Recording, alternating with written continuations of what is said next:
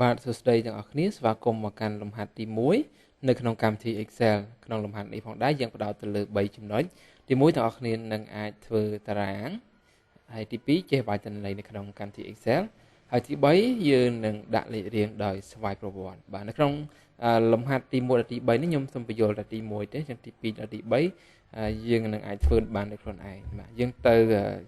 មើលគម្រោងលំហាត់យើងទាំងអស់គ្នាបាទនេះជាគម្រោងលំហាត់របស់យើងចឹងគឺគេឲ្យយើងដាក់លេខរៀងដោយស្វ័យប្រវត្តិបាទមាន Monday Tuesday ហើយមានទាំងកាត់មានទាំងពេញចឹងទៅ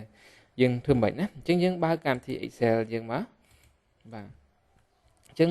អ្វីដែលយើងឃើញនៅក្នុងកម្មវិធី Excel គឺវាខុសពី Word បន្តិចបាទយើងឃើញមាន Customize Quick Access Toolbar ដូចគ្នាមានកន្លែងលាក់កន្លែងបិទកម្មវិធីមាន Zoom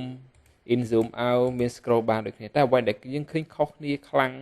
នោះគឺកន្លែងវាយទិន្នន័យបាទកន្លែងវាយទិន្នន័យនៅក្នុង Excel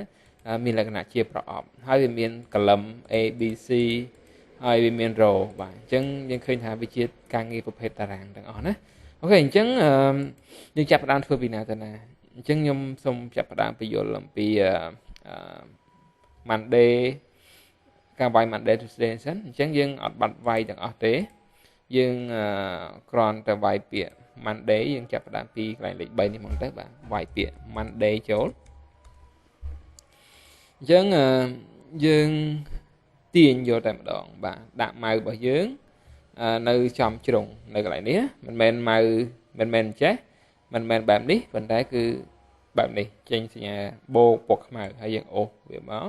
ឃើញទេពុតបោះសុកសៅអាទិត្យបាទ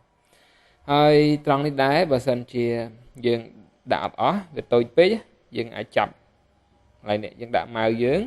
នៅចន្លោះ column A និង column B យើងទាញវាទៅស្ដាំទៅវានឹងធំជាងមុនហើយបាទនៅក្នុងការប្រតិបត្តិជួរដេកដូចគ្នាដែរយើងចាប់វាចុះក្រោមវានឹងធំបើចាប់វាឡើងលើវានឹងតូចបាទហើយជួរឈរអញ្ចឹងដែរបាទនេះក្នុងការប្រតិបត្តិ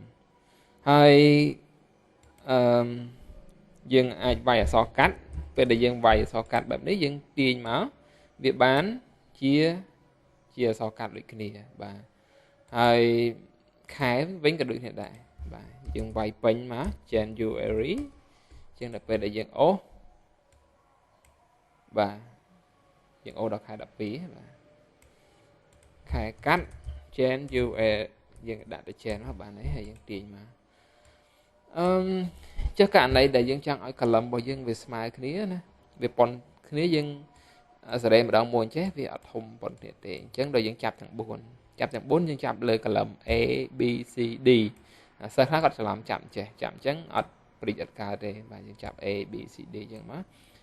ចាប់ទៅឆ្វេងទៅស្ដាំមកបាទអញ្ចឹងប្រអប់4ហ្នឹងវាប៉ុនស្មើគ្នាហើយយើងទៅមើលបន្តទៀតការអូសលេខធម្មតាយើងអូសបែបម៉េចយើងគ្រាន់តែវាយលេខ1ចូលវាយលេខ2ចូល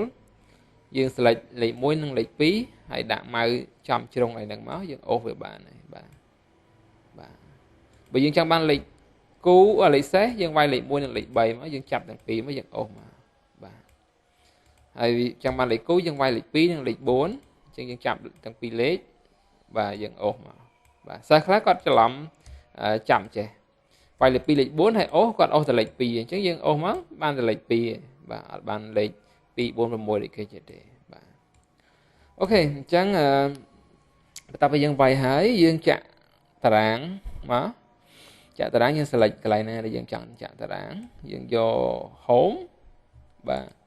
ហើយកន្លែងនេះយើងយកពាក្យថា all border អញ្ចឹងតារាងហ្នឹងនឹងត្រូវចាក់កន្លែងដែលយើង select ហើយបាទដោះវិញយក no border អញ្ចឹងចង់ចាក់តារាងយើង select ទាំងអស់មកយក all border បាទអញ្ចឹងបានតារាងហើយអក្សរយើងអត់នៅកណ្ដាលអូខេនេះកន្លែងនេះគឺដូច Word ដែរយើងយកអានេះមកបាទត្រឹមកណ្ដាលមកអូខេចាំកណ្ដាលហើយបើយើងឃើញ row របស់យើងតូចពេកយើង select ទាំងអស់មកណាទាំងដល់លេខ14ហ្នឹងមកយើងចាប់ឲ្យធំប៉ុនគ្នាបាទដាក់កណ្ដាល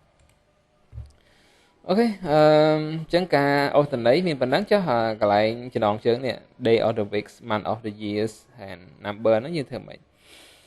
អូខេយើងអាច select ទាំងពីរមក hay dân vô cái lại mời chứ anh ấy cứ mình tham mời đến mình hay dân rầm lì xài tặng pin ní châu kia ok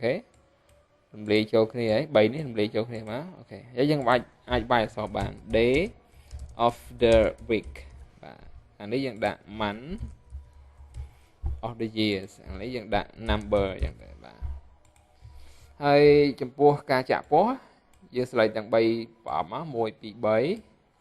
dân mơ pò này cái lại này và thông chạ pò nó đôi vợt đại thế dân lại pò này là dân chọn bàn má rủi ro lại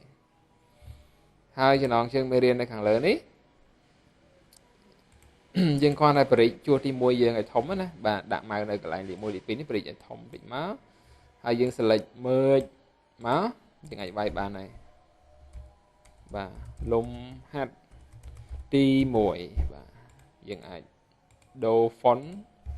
đã phone ấy để dừng chỗ chật mà là những đã phone cái lên chẳng ca thôi làm hạt thì môi bao giờ cứ miền phần nắng để tôi là cả ô trên đấy để tôi là cả mơ chặt chặt thang và thêm xem chẳng chụp ní nơi mới đến bắt đầu tiền